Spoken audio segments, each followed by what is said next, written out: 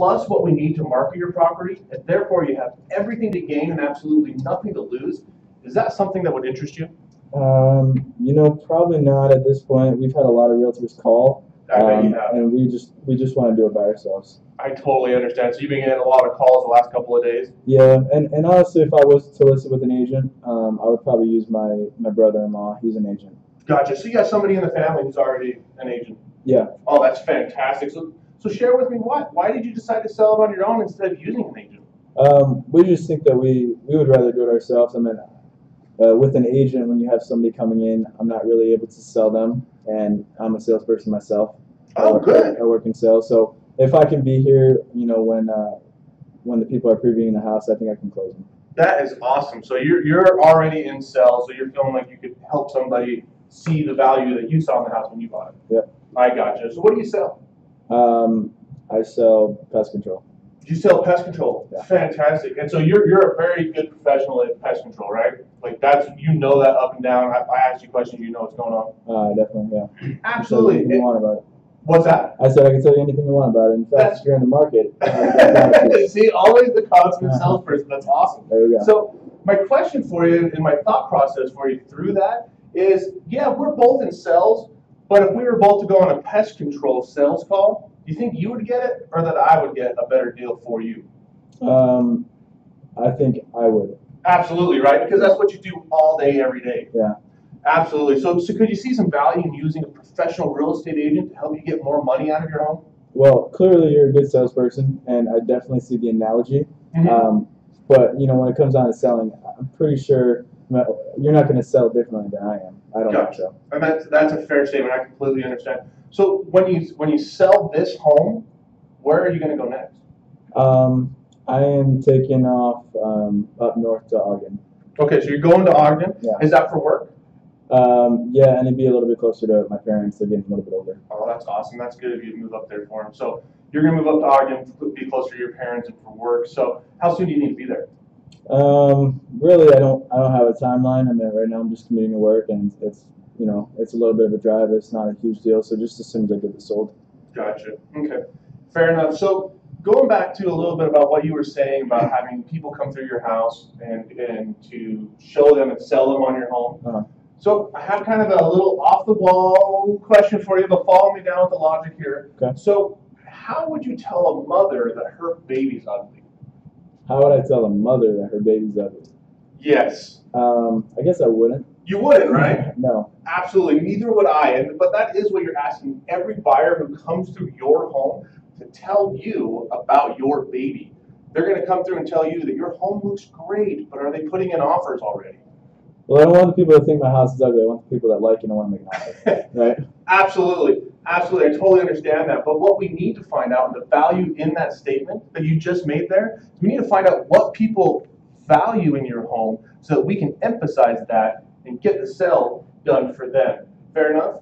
That statement doesn't make sense to me. What do you mean? It does make sense to me that we would want to get the... What I mean is, okay, fair enough. So what I'm asking you to look at is the buyers who are coming to your home. Close it. He gave you the idea, the opportunity. Yeah, I said I agree with you. I agree with you. I didn't hear that. I know. That's why I'm stopping you. So look, say, hey, yeah, that's the very reason we need to get this. When he says, yeah, I would agree with that logic. I know you did. Woo! Yeah, that's why. Look, remember, we got to be listening to understand. We got to be listening to understand. As good as he is, he's probably one of the most powerful role players I have, and great on the phone, and his business shows that. Even he missed it. I didn't hear it at all. Oh, I know the you last did. thing you said? I said it twice, and you're like, yeah. What are you talking about? I'm like, what are you doing? I totally missed Tie it down. Yeah. So, all right. tie it down. So is tonight at 5 or 6 o'clock better for you? Probably in later evening, probably 7 or 7:30. Okay. So well, let's plan on 7 o'clock, and we'll get your home sold for you. Very good. I mean, that was. I totally. I know. I stopped one bit. Like there's no stuttering. Yeah. You just went. That was awesome. I mean, you were so into what you were doing. Maybe it was because you knew where you were going. You didn't even listen to what I felt like I didn't explain it very well. So when he says I don't understand, I'm thinking, crap, I need to go back. No, I said that makes sense. Oh, that makes sense. sense. Makes perfect sense to me. I mean, I could see his whole physiology fall into, well, yeah, that's logic I can understand. And it was fascinating because he did a major pattern interrupt with the ugly baby bomb. I tried to go Holy away shit. from them and then come back to. So when he said that he had he could sell people, Yeah. I went away from it and then came back to it. I don't know if that's the right way. I did that intentionally. I don't know if that's the right way. Well, to do it. I No, think, it felt right for me. yeah, and I'll tell you this: the repeat and affirming was great. The downswings, you were great in where you were at with it. It's just you totally missed what he said. And I say fair enough too much, or not fair enough. Yeah, no, fair enough. And I don't know that it's too much. I didn't feel like it was too much. Maybe I wasn't looking for that because it felt right to me. I was really watching how he was responding. I started feeling like maybe it was getting a little too wordy. Okay. I think is probably where I was starting to go. But when he crystallized with you and said, "Yeah, well, that makes perfect sense to me," but it was after he had the pattern interrupt to get him to actually move from what he was saying, which is no, no, no, no, no. I mean, he's like, well, yeah, that makes sense. Perfect sense. Great. So what do you want to meet? 5 or 6? Gotcha. And you just, well, and I'm like, I totally what? Yeah. Angel, what do you want to work? Honestly, Jump up and do a cow capture. We're not going to give you a choice. Okay, so Are you on a team? he's or- brand new. Brand new? Yes, he's running call capture scripts from a team. So he's got and he's brand new. Okay. So these are scripts that we've pretty much all heard before from like the Dave Parker and your guys' teams and these kind of things. So it's kind of the approach he's taking. So remember, I want you to be pretty beginner level because I'm trying to get him acclimated to calling and feeling comfortable with what's going on. Remember energy. Okay? I feel like crap today. That's totally fine. You're going to have days in your entire career you're going to feel like crap. Okay? For the whole thing. Excuses are nothing more than speed bumps. So I'm kind of excited you feel like crap and you're doing it. Because get used to that. Am I right? Mm-hmm. Yeah. Okay. So jump up here and let's get rocking and rolling. And I would say just to start off, make sure your body language is right. You don't want to be going back and forth. It's a big thing is staying tall and staying confident. That's really good advice. Okay, great. Ring ring. So you're calling Andy, just so you know. Yeah. Okay. Ring ring. Hello? Okay, is this? Sorry. You're right. Randy or Andy? Andy. Andy. Okay. Sorry. Start all over. Ring ring. Hello? Hey, is this Andy? This is. Hey, Andy. This is Angel from Century 21 Everest. How are you doing today? I'm doing great. How are you? Great, great. Thanks for asking. The reason for my call is I noticed you signed up on my website, and I was just calling to see what specific things you were looking for. Oh, Angel, I appreciate you calling. We're just kind of looking around, seeing what's out there. Okay, okay, great. You're just looking at this point, right? Yeah. Great, great. When you get more serious, what specific things will you be looking for? We're looking like a 3-bed, 2-bath house somewhere in the West Valley area. Not a big yard, but we want to spend about $200,000. So that's why we're looking in that area. Okay, great. 3 beds, 2 baths, and somewhere around the West Jordan area? West Valley area. West Valley area. If I could find it in West Jordan for $200,000, I'd do it. Okay, great. Well, it's kind of looking like we have a few of those houses in my inventory. What time would be a great time to meet us and go check out a few of these houses? Well, what time works better for you? Honestly, I'm willing to work around your schedule. Okay, so we usually work all day, and so in the evenings is when we're available. Perfect, perfect. What time? Like around 5 or 6 or 6 would be fine. today or tomorrow? Tomorrow, yeah, not just gonna do it today. Great, great, great. Quick question. Yeah. Have you talked to a lender?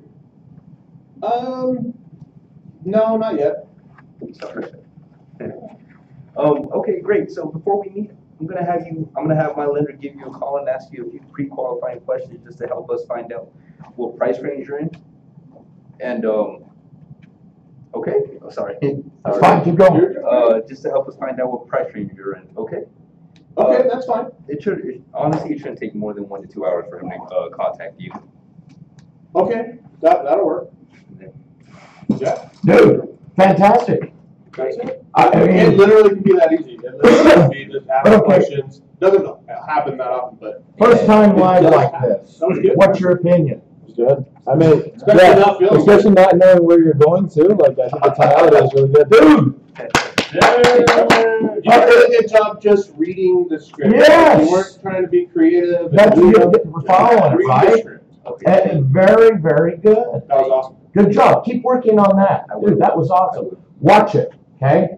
You're being Oh, you're recorded. recording. Of course you are. Okay. We started with the great one, Pete, and the computer crashed for some reason. You broke the internet. Yeah. You need Kardashian over here. You know what, I'm gonna just try reading right off the Oh, of script. course you should. Expired listing. 'cause Of course. I wanna get better at these. All right, I'm You're doing an expired expired.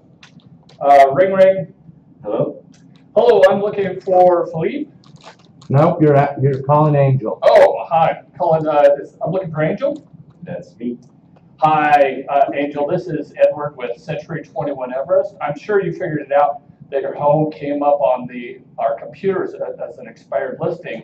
And I was calling to see if you plan on interviewing the right agent for the job of selling your home. You know what, I think with how the last agent, with how that went, I think I'm just gonna keep the house. Terrific, really, why is that? Just basically because I feel like he didn't do his job, and I feel like he gave me the comment. He got me thinking that all you guys are all the same. All right, so you're not gonna move? Is that what you're saying? No, I'm perfectly fine where I'm at for now. Okay. So if he says that, so if you could sell, would you sell? Okay. So if you sold this home, Where would you go to next? where would you go to next? San Diego. Okay, that's exciting. How soon would you like to be there? I mean, it all depends on if I can get if I can get a good amount for my house, really. Okay, Angel, so what do you think stopped you from selling it? I think it was just the agent just being lazy, not doing his job, really. Okay. Well, I understand that. You understand not all agents are created equal, right? Yeah, I mean, I guess. All right. Well, how did you happen to pick your last agent? I just ran across his business card one day. Okay. Well, what did he do that you liked best? His presentation was what really got me hooked on. All right. And what do you feel they should have done? Contact buyers, I guess, bring more buyers into my doors. Oh, yeah, fantastic. And what do you expect from the next agent you choose? Like I said, I'm really not trying to sell my house anymore, but I guess honestly, just sell my house. Okay. Well, that makes sense. Well, let me ask you a quick question. If I can get you what the market will bear plus what we need to market the property, therefore you have nothing to lose and everything to gain, is that something that would interest you? Yeah, the numbers would have to add up. Of course, of course. And what I'd like to do is come over and show you some of our tips and strategies to get things sold at the right price faster. And you know, if it makes sense, then we move forward. If it doesn't, we part as friends. Does that sound like a deal we could work with? Yeah, that sounds okay. All right. Would tonight at 5 or 6 work better for you?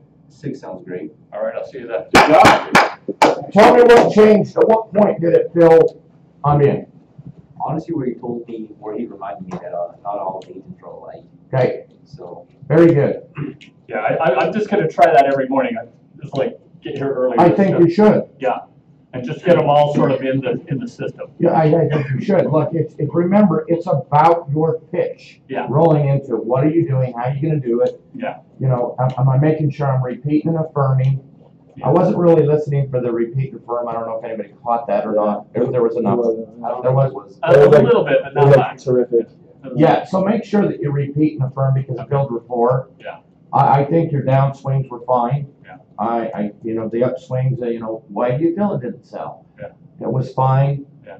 And so I really lost track of whether the repeat and affirm was working enough or not. But probably the only critique I had. I like they tied the end script right into it, which really seemed him to tie down quicker.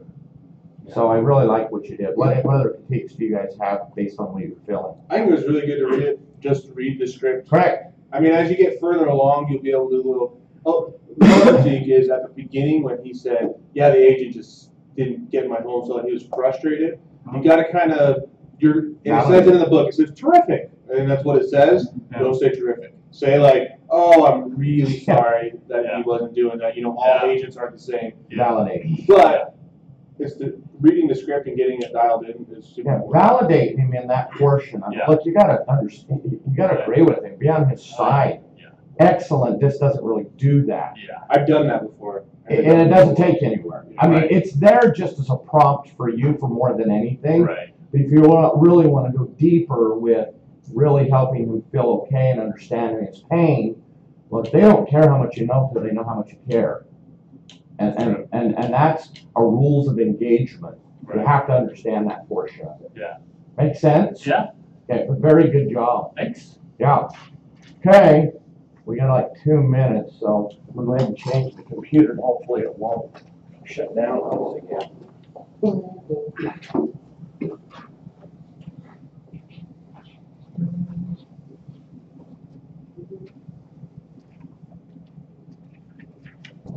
How do you figure out your definite purpose, your chief aim? Your wife, what's your wife? Oh, okay. How do you figure that out? I don't know. I think we're all still figuring it out. We are. It changes. Like, It really does. It changes, right? I think the higher we go to an understanding, the more that he starts defining and changes with where we want to be. Boy, I hope my voice holds up today.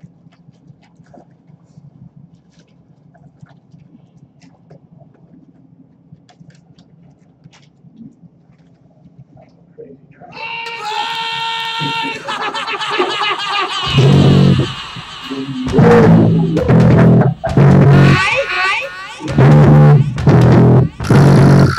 All right, let's rock and roll.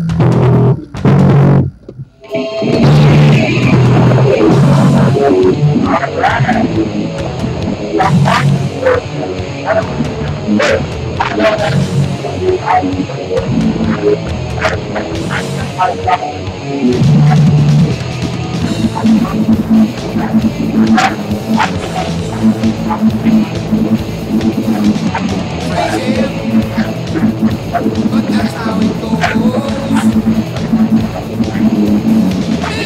People living as foes.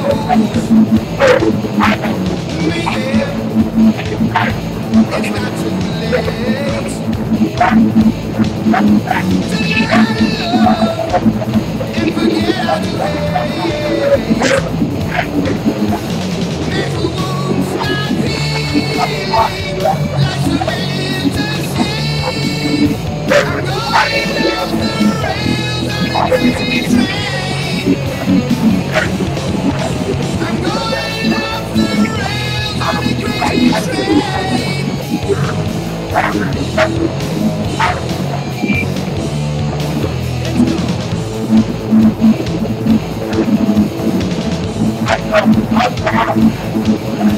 I listen to preachers. I listen to fools. I listen to dropouts who make their own rules. One person's condition to rule and control. The media sells it, and who is the role? Mental wounds still screaming, driving me insane. I'm going off the rails on a crazy train. I'm going off the rails on a crazy train.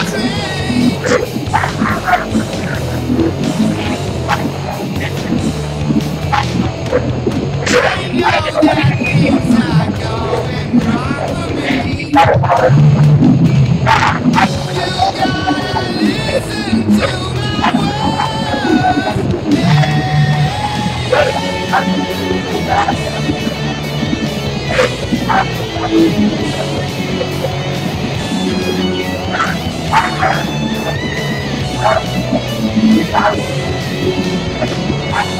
my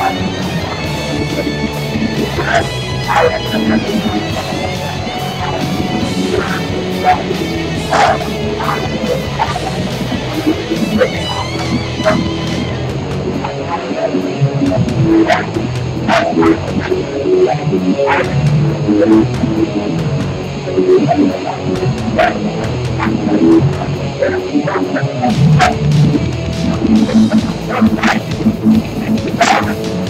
Into trouble,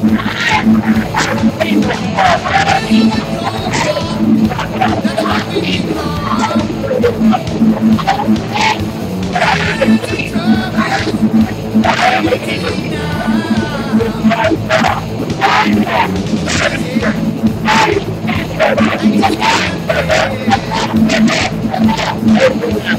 Yeah, I just can't live. I believe in something better than fair.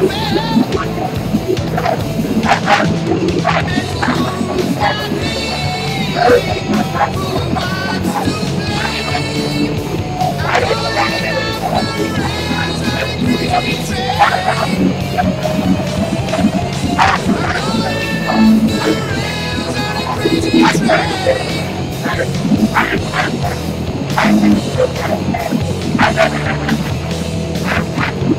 What's to blame? I'm falling off the rails on a crazy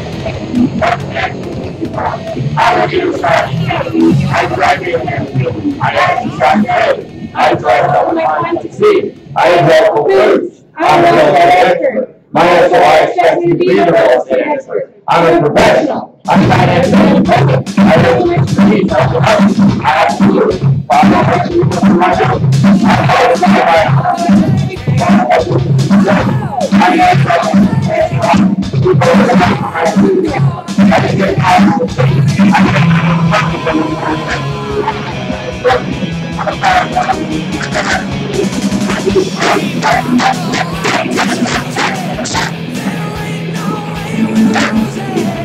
This is our life, this is our song.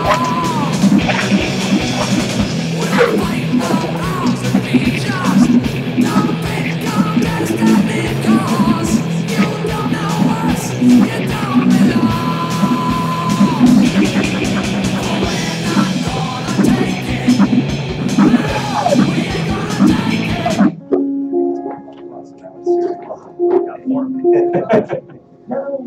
Oh, and more you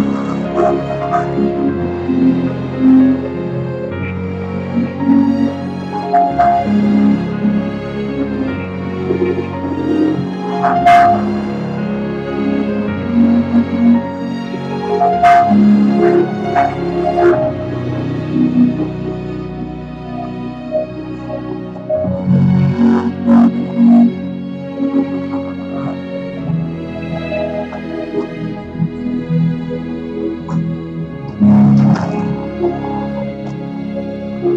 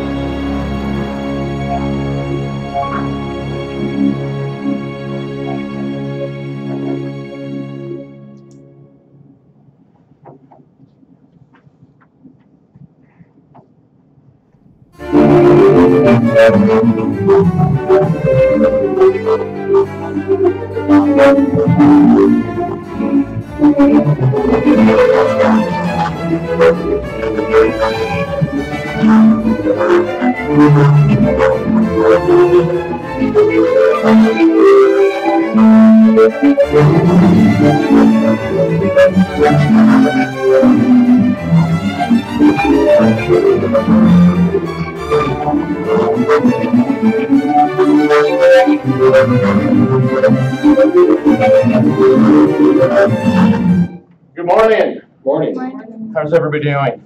Good. Good deal. Do we have any victories, wins, successes?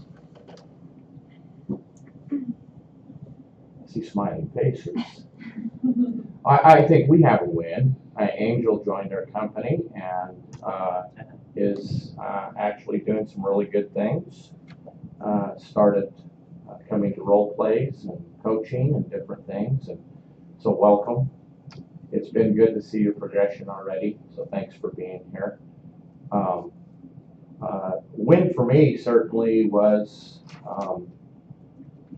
yesterday for me, just seeing some things in a different perspective again. And I'd really like to go into that. What were some of your takeaways from yesterday? I think I wrote 4 pages, but what are some of the things that really resonated with you? What's your thoughts? Yeah. That experience, just existing is one of the tragedies of life. Yeah. To just exist and not to think more of ourselves and fulfill what we are here to do. Yeah, right? Absolutely. Life's going to show up for us, right? It's what we do with it that really matters. Yeah, who else? What did you get out of yesterday? Yeah. I just thought it was all good. It's just a constant reminder. It's like people say, well, I don't need to go to Mike Ferry because I've already done that once. It's like just every day you're a different person. When you go to different things, you see things. I got so many notes going on from yesterday, and even just like, there's a step, there's 12 steps. Like Matt said, it's like you can't make chocolate chip cookies without chocolate chips. It's just like, what's your final, if you want to make chocolate chip cookies, well then you better put the chocolate chips in there. Here's the recipe, right? Yeah, it's just like, this is a job, and I think that's one of my successes. I've always treated it like a job. Yeah. If I'm not here on time, or I'm not making my phone calls, I feel like I haven't worked. Yeah. So. I think it's so relevant because when Matt really brought up the 12-step summit of success, it was a great reminder, like, oh yeah, we do have a recipe here. We do have a system in which we follow that actually works if we apply it. That was a big aha for me. Even though, how many times have we revisited that?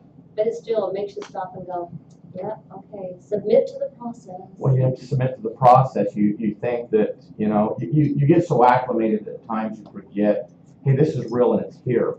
And you simply follow these steps and apply it, you can become extremely successful in that process. So yeah, thanks for bringing that up. Who else? Yes. I liked Matt's comments too. I liked his idea about bookending your day. I like that. So to help you to be more accountable. And so I think like this meeting, when we're writing down what we're going to do today, then at the end of the day you could redo that and check it off. I think it's such a powerful exercise, reviewing and then in the morning, kind of looking at what you decide you're going to do, and then at the end, reviewing. Bookending it's something that I've heard before, and we talked about it quite a bit, but it was something yesterday that, like, yeah, a little bit deeper. That's what I love about Summit. It is such a rejuvenating process and things that sometimes we need that shock value to really get us up and running again. Kind of like a shock to the heart. Who else? What else do you get out? Yeah. For me, it was like, oh, great talk. George comes on, and it's like, oh, okay, good talk, George. And then it's like, wham! And just, whoa. And the biggest takeaway for me was, in November, I'd done so well, and just right at the end, I got so sick last week that, I kind of just got into this, like, now I'm sick, then my kids are sick, and I was completely out of it. Monday, I was dragging my feet. Tuesday, I was like, okay, I'm back in it. And then George delivers his message. I'm like, oh my goodness, I can't believe I wasn't going to finish strong. And now I'm going to finish strong. Yeah. Because, I'm thinking, a month, and I'll just kind of coast into with the deals on the contract, and it's fine. Right. So. I think that was probably one of the things I needed. It was fascinating because the gentleman I had sitting next to me, I'm really convinced him to get into real estate because I think he's going to do a great job, and this is his second summit. And after George was done giving his message, he turned to me and goes, I really needed that. He said, I needed that shake to cause me to look at where I'm at and what I'm doing. It was fascinating as we come back to the office and talked about, really his journey and what he's trying to accomplish, how passionate he become with now really making it a reality. And what's the next step? What do we need to do? For me, George's passion is certainly what fuels me in being able to really dive in deep and really, truly, and passionately want to be part of what we're doing. Who else? Did you have something, Liz? I mean, I had a lot of takeaways, but I'm with Linda. I took 4 pages just on George's talk alone, and for me, it was like, okay, he's back. And this is, I love it when he's that passionate because it drives us, you know, especially for those of us who have been here for a long time. That's why we chose this company, was his, you know, his passion, his push, his constant. And what I'm grateful for is his constant push to never let us settle. I would agree with that. Never letting us settle, I think, is probably such a great way. I know in the ways he's really to help me grow and push me where I need to be pushed. And it's always with great love and care, without question. That's why he is so passionate about what he does, because he has a deep care for where we're going and what we're doing. He wants us to reflect the very best. So, yeah. Oh, yeah. On that note with George, Yeah. he doesn't care if you sell 50 homes. Right. But if that's where you need to be to Yeah. accomplish what you want, he will do everything he can to help you. Yeah. And if you want to sell 20 homes, then that's okay too. Yeah. And that's what I love. It's like, do what you need to do. Yeah. You do it. Yeah. Yeah. I agree. So, yeah. Lindsay wasn't done. Oh, I'm sorry, Lynn. You weren't done? I'm so sorry. That is me. Go for it. No, you're okay. I think for me, the biggest thing is just, you know, what hit me is, you know, obviously I had people in the audience that were as too good in the real estate. But just, you know, oftentimes we get into our comfort zone and we accept for, you know, okay, I'm doing great and I'm hitting my goals. And so, you know, I'm doing okay. No, I can frickin' do better. Like, Right. just because you hit your goals doesn't mean you need to stop, you know, and keep going. And that, you know, I just love the questions that he kept asking, like, what legacy are you going to leave behind? What are you really here for? Why are you doing this? You know, and I mean, every question I wrote down, but one of the things that I loved the most that he talked about, and I think, you know, even through my coaching and, you know, myself and things like that, is I often look at it and it's, you get what you put into it, you know, and especially in our industry, we get out of it what we put into it. And, you know, I think it's just one of my things that I love that Tony says is you attract what you are, right? And what you do. And so it's just, I think, you know, one of the things he said, what if you work as hard as you could? What would it look like? That is a great Really, question. you know, are you just working to hit your goals or to pay your bills, or are you working to truly give back and contribute? And you know, like Jeremy said, that growth and that contribution comes from those things. So do you just succeed to succeed, or do you succeed to be fulfilled and to give back and to do the things that you're capable of doing? One of my favorite quotes from Tony Robbins is, he said, God gave you the gift of life. What are you giving God? You know, and I think for me, it was just really good to just remember, quit being complacent. You can do and you're capable of so much more. I agree. Yeah. You know, why not go from 20 to 50 transactions? Yeah. Like, why not? Do you have a reason to stop at 20? Go to 50. Yeah. You know, do what you're supposed to be doing. So I loved it. It was good to have him back. I really enjoyed the, you know, along the lines with the story talked about the guy who was running his own company and how he didn't do a lot of work to push through it. And are you an idiot? I mean, so much more could be done. I think it's around that line. You could do more. Well, it's a lot of what Grant Cardone says, you know, if to not do your best is really being selfish. To have I like that. Right. Yeah, very much so. Alma.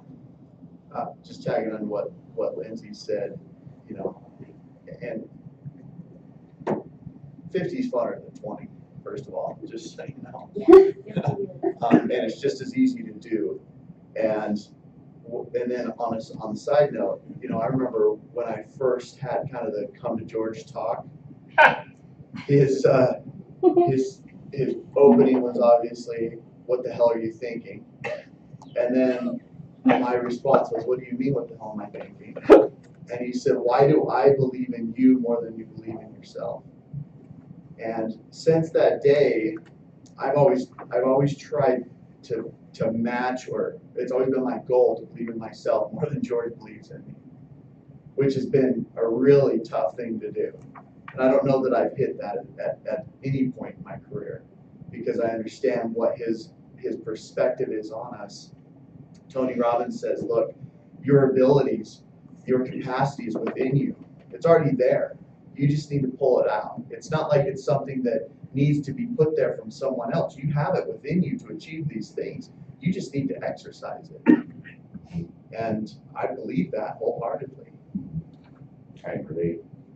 One of the thoughts that come to mind based on what you're saying is, what hit me really hard was, I wrote down in my journal what he had walk on the moon. I mean, what is your moonwalk? What are you willing to do to be great, to do more, to accomplish greatness? And that's what motivated me. What am I doing? How am I doing it? Where am I at? It's really nice to have somebody believe in you more than you believe in yourself. But we do need to believe in ourselves. Who else? What are the takeaways? Yes. I just thought it was really awesome to see. So Jeremy, it sounded like Jeremy's only been in the business 12 years, right? Yeah. It's just crazy to see. I mean, I haven't spent a lot of time with Jeremy, but seeing that he's now the president of a pretty big organization just shows how much potential there really is out there when you really put everything into it. Yeah. And to get that perception, like the last month has really been a lot about that. Like how much more can you do? How much faster can you grow? How much bigger can you get? And so to see that it only took Jeremy 12 years, I mean, it's a long time, but also it's not a long time. And to see that much work and to see it, I mean, he must have pushed himself incredibly hard. But it just shows that it's really possible to do it if you want to do it. You're right, you're spot on. And that's what was coming to my mind when you were talking about that is, if you look at the work ethic Jeremy has, what he's done to actually get to that point. I mean, he shared this with me, and I'm sure he wouldn't mind me sharing it with you, is the fact that it's a daily basis in which he focused in on the coaching process in which he coached with George for years, ran George's trainings in his company, and he applied it the way George applies it here. But Jeremy was sharing with me that the fact that it took like daily zeroing in on it, practicing it. So his 12 years probably equals some people's 24 years because of the intensity and the approach in which he is taking. It's really relevant to mention. Anybody else? So that was the kick in the ass I had. Right? Yeah. Yeah, it was a super good summit for me. So many things that were brought up. Erin Mailer's, kind of the thing that I got out of what she had stated was, look, life's going to show up. Life's going to happen. Things are going to affect you. People are going to get sick. People are going to die. Life will happen. And you know what? We can feel sorry for ourselves in the moment, but it's only up to us to get up and move forward because life is going to happen. And part of that is getting sick and dying or having problems. I mean, we go through this company and talk about several people that are faced with those very things. And we can feel sorry for you. That's not going to change where you're at and what you're doing. You have to make the choice to stand, push through the pain, and make it happen without question. So, just one note, what is the pain? Yeah, what is the pain? Identify that pain and push through it, whether it's the anxiety you get before you make the call, whether it's the trying to get up in the morning. What is the pain for you? That's what you need to push through. Yeah, I agree. I appreciate you mentioning that. Yeah. And even address like what perspective are you having that's causing it to be painful? Correct. Because I feel like you can really change it by changing your perspective of that. If you're going to physical therapy and it's painful and you're addressing it as no, this is healing. This is healing and this is what healing feels like. It's different. You're not going to retract from that pain. You're going to run towards it. Yeah, I agree. Identify it. Decide how is it affecting you and what is your thoughts about it. But pain doesn't necessarily affect me in the same way it's going to affect somebody else. Right. It's like when he said, don't do what you feel. You know what I mean? It's like, do the work because nobody feels like working. And I was like, I needed that. You know what I mean? It's like, if I work half as hard on working as I do on not working, I'll be a millionaire. Right? You know? Oh yeah, absolutely. Without question. I really like that fact that identifying decide. Okay, so let's transition into the book real quick. We got a few minutes left here that I want to get to. Who's reading the book? Okay, I seriously want to know your thoughts of where you're at, what your takeaways of where you're at. Who would like to go first? Good book. Good book, right? I mean, the book is something to be digested, understood, and applied in so many different levels in which you can take it. I'm starting on page 55. I was going to go to like 100, but realized today we needed to talk about Summit, so I'm going to chop it at 89 and we'll continue from there. But what are some of the things you're quickly picking out that's really an aha to you? You should let my mom talk first. Please, please do. Yes. Well, I kind of said it last week, but the book talks about being task-oriented and focused on the moment, not looking so much to the future. Which has a lot to do with ego. Not that you don't have goals, but in other words, that you do it. And then I started reading that 5-second rule, which you guys have read before. No, not the group. Oh, the group hasn't read that? I don't think we've read that yet, so it's probably on our list. That one next, Yeah. maybe, but basically, when you focus on the present and you worry less and you have less anxiety and I know that's true because if I do my prospecting and I get some leads and I have some level of success, even if it's small, my anxiety goes way down. Yes. Leslie, I'm really fascinated to hear you talk about this because from my perspective in your business, over the 22 years I've known you, I've always thought your business to be task-oriented. Is this a correct assumption, or are you following into something new for you, or is it just? I think I have been more disciplined in the past, and I'm struggling right now. But I also always have had a hard time getting myself started with my prospecting and things. And April's actually been a real good influence. One of my best years was when I prospect side by side with her. So it's nice the office has that opportunity here for agents too. But I think my biggest thing with me is consistency, always showing up every day. And maybe that's what I've seen over the years is the consistency in showing up. I knew that I could always count on you being in your office on the phone. At least that's my experience with you over at Coldwell and here. And seeing that is a testament of your business and the production you've done. So to hear you talk about it's pretty fascinating. This place was a graveyard. Leslie's in her office on Wednesday at 5:30. Yeah, right right. before Thanksgiving. Right. Everyone else Well, that's my out. point. That's why it's fascinating for me to hear that. Okay, what else? What else are we pulling out of it? A big thing I got that I can tag on her is what she said is task-oriented is if you're not task-oriented, you're most likely ego-based. And so when you're ego-based, you're like, I want to win, I want to be the best, I want to be number one, I want to be better than them, you know? Where task-oriented is, I'm going to get this right, I'm going to do this today, I'm going to focus on this. And, you know, it's a focus. So he used a lot of tennis analogies. He did. And so, like, if he's playing tennis, you know, it's, you know, you can, well, there I go. I'm better doing real estate analogies. Well, he does talk about the two tennis people that showed up at BYU on the tennis team. One was extremely talented, had reflexes that were above average, and then there was one who was, you know, tall and somewhat lanky, not sure they're going to make it. And to look at the journey of those two differences, the one that actually had gone on to be a top ranked number one was task focused rather than ego focused, and actually outperformed in the long run.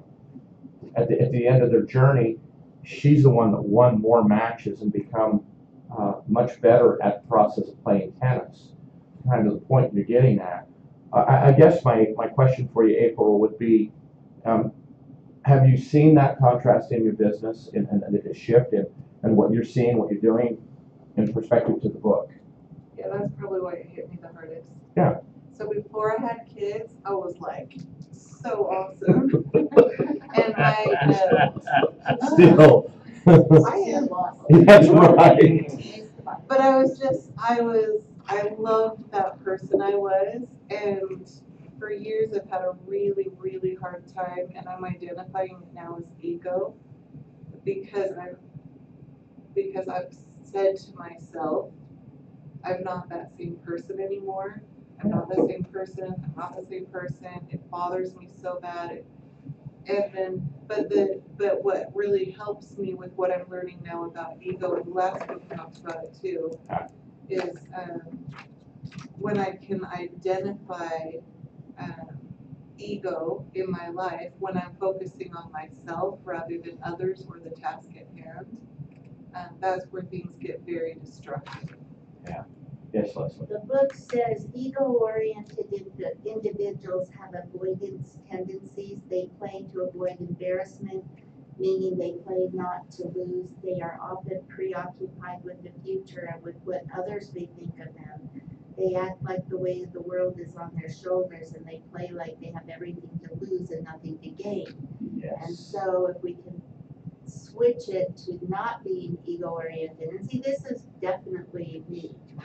Me too. Like I think that's why we relate to it so well, Leslie, because look, I certainly come from an ego-based lifestyle, and it very much was a destructive approach, but being able and willing to identify that and face it was extremely tough.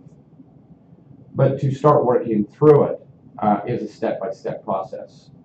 And as I catch myself walking through my day and checking myself, it's because of this book. It's taking me to that next level and helping me see things a little bit differently about myself. Well, what I liked was he said, when we're doing tasks, we're in the moment, we're right now. But when we're in the future, we're in fear. Yes, that's good. And I get that. You know what I mean? It's just like it's ego, it's the future, it's like, oh, all these things could happen. But if I'm just concentrating right now, right here, right now, you know what I mean? It's like when I go upstairs and I start making dials, the first one's the hardest. Yes. You know what I mean? The first door I knock on is the hardest. It's like going to the gym. The hardest part's getting there. Leaving's awesome. You know what I mean? Getting there is awesome, but getting there and walking through the front door, making the first dial, making the first dial, that's the future, fear, weirdness. I think it's such a relevant thing that you brought up, is the fact that the ego is in the future and the fear is there, and how we relate to it. But if we're in the task in the moment, it does become so much easier to get through that moment because we're in it. And like you were talking about, it's a working process. Yes. To change my whole work ethic. Yeah. You know, it's not easy. Have your schedule right. Yeah. It helps. It has that. That's kind of the braces and the crutches. It also talks about confidence and how confidence is different from arrogance or ego, just in that when we're confident, we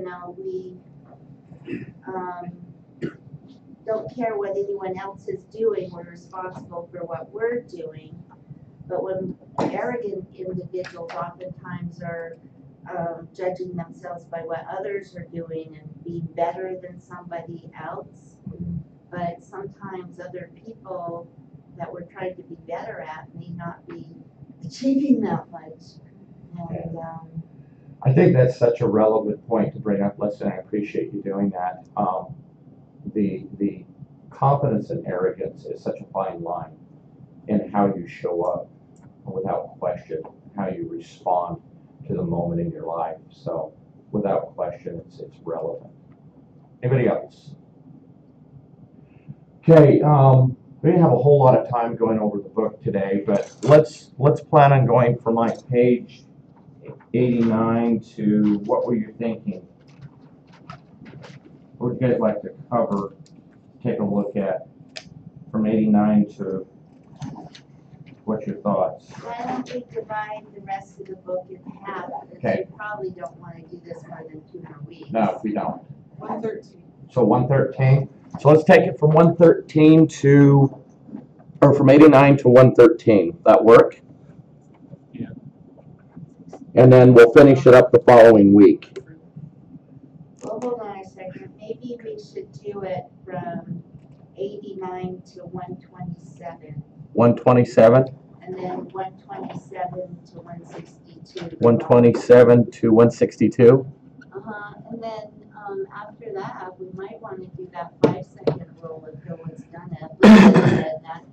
I'm not sure what. No, yeah, Oh, you haven't read that? I met her though, and I was at her. Oh, she okay. put Oh, it you on gotta it. read it. 5-second rule. Yeah, I just started listening to it, and it's really good. Does that apply to food dropping on the floor? Well, that's what my mind was No, that says 5-second rule. She says in the book, if I had been thinking ahead, I might have renamed it a little different because of that. That is so funny. No, but that's why I was here on time, Rick. 5-second rule? Nice. You're always here on time. No, I'm always 15 minutes late. Oh, are you? Why do I always feel your presence then? Because I show up.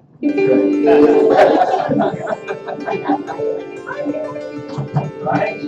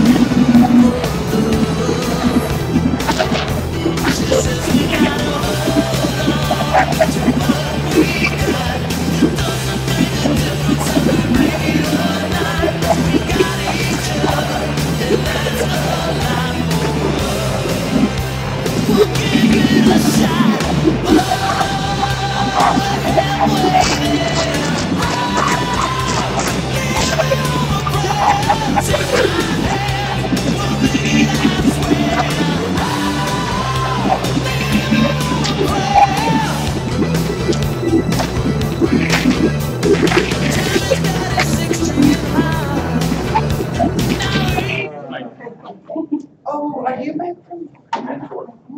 Oh, that's right. So amazing.